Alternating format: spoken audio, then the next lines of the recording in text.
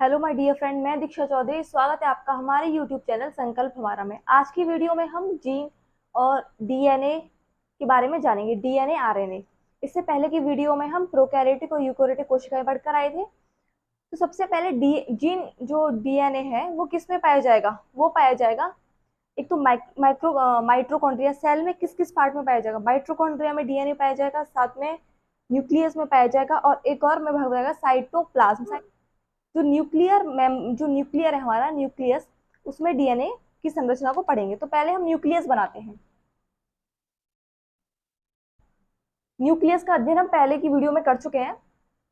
तो न्यूक्लियस के अंदर एक और था न्यूक्लियोलस, इस तरह गोल। उसके साथ इसमें क्रोमेटिक थ्रेड्स थे। क्रोमेटिक थ्रेड्स कुछ धागे के समान बने हुए थे, क्रोमेटिक थ्रेड्स।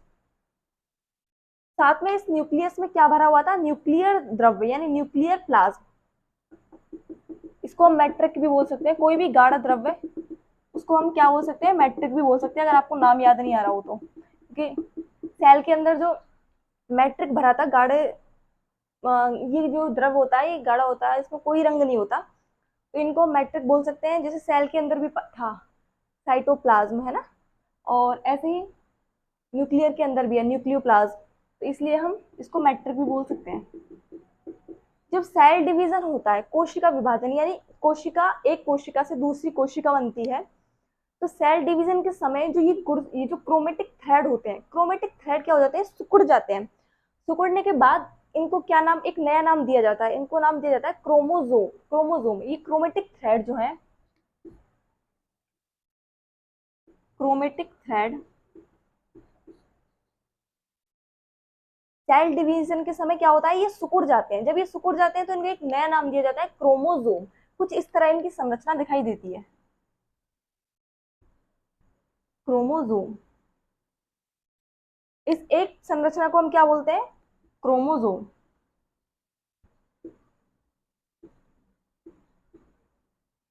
अब क्रोमोजोम की सबसे पहले खोज किसने करी? सबसे पहले क्रोमोजोम को किसने देखा? क्रोमोजोम को सबसे पहले ई स्ट्रेसबर्गर ने देखा। ई स्ट्रेसबर्गर, ई स्ट्रेसबर्गर ने सबसे पहले क्रोमोजोम को देखा, यानी खोजकर्ता कौन हुए? ई स्ट्रेसबर्गर। उसके बाद जो नाम दिया वो दिया डब्ल्यू वॉल्डियर ने। डब्ल्यू वॉल्डियर, डब्ल्यू वॉल्डियर ने इनको क्या दिया? क्रोमोजोम नाम दिया। ई स्ट्रेसबर्गर ने क्रोमोजोम की क्या करी? खोज करी। अब जब ये गुणसूत्र यानी क्रोमोजोम, हिंदी में इसको क्या बोलेंगे? गुणसूत्र।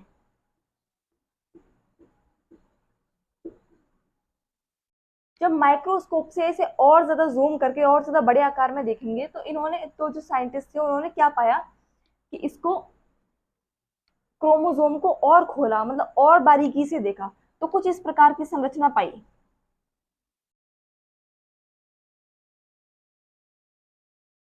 कुछ इस प्रकार की इन्होंने संरचना देखी।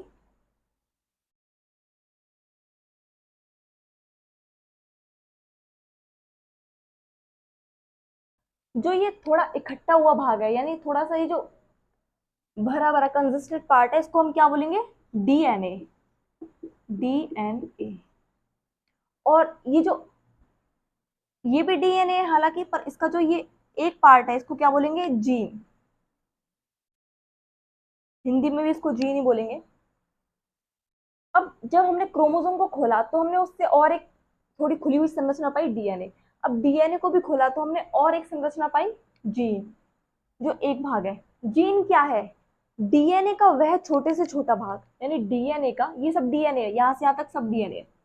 डीएनए का वह छोटे से छोटा भाग जिसमें अनुवांशिक कोड यानी जेनेटिक कोड रहता है। जेनेटिक कोड यानी जो भी हमारे पेरेंट्स हैं उनसे हमारे अंदर जो गुण है कि हमारे दो आंखें बननी है, दो पैर बनने हैं, इस तरह के जेनेटिक कोड है, उनको क्या बोलेंगे?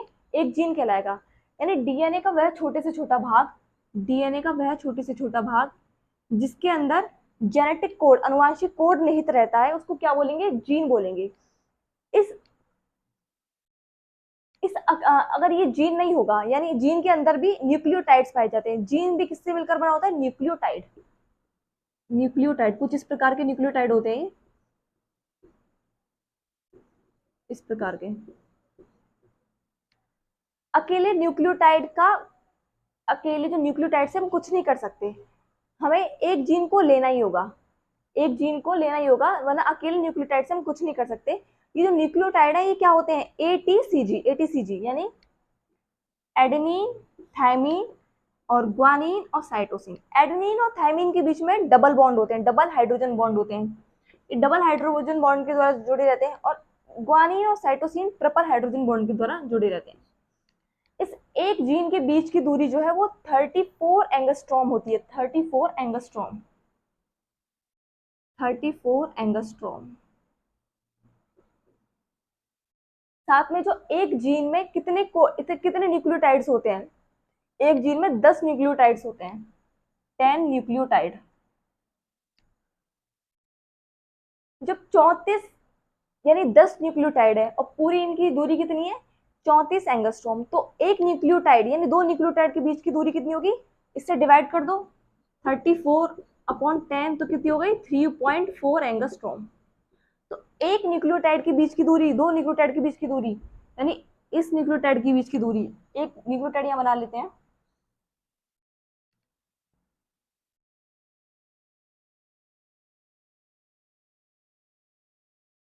तो जो ये एक न्यूक्लियोटाइड है ये कुल मिला के 10 होंगे अंदर, तो ये जो एक न्यूक्लियोटाइड के बीच की दूरी कितनी होगी 3.4 एंगस्ट्रॉम, और टोटल इसकी कितनी है 34 एंगस्ट्रॉम, 34 एंगस्ट्रॉम। अब जीन का क्या काम है, आधुनिक वैज्ञानिक या आधुनिक जमाने में, आधुनिक जो ये संसार जो अब चल रहा है जमाना, अब इसमें जीन में बहुत सारे परिवर्तन कर करके नई नई किस्म की क्या बनाई गई है, नई नई किस्में बनाई गई हैं। जैसे किसी भी सब्जी का नाम ले लो, जैसे मान लो बैगन, बैगन का रंग कैसा होगा, बैंगनी जो रंग होगा उसका, पर्पल सा, वो साथ में बैगन का आकार इतना ही होगा, और उसके ऊपर एक क्या होगा, उसके ऊपर एक हरा सा ताज सा पहना हुआ होगा। अब ये बैगन का आकार जो है कि बैगन का आकार इस तरह का होगा, इसका कलर इस तरह का होगा, इसके ऊपर एक टोपी सी पहनी होगी, ये सब किसके थ्रू हो रहा है, ये सब जीन के थ्रू हो रहा है।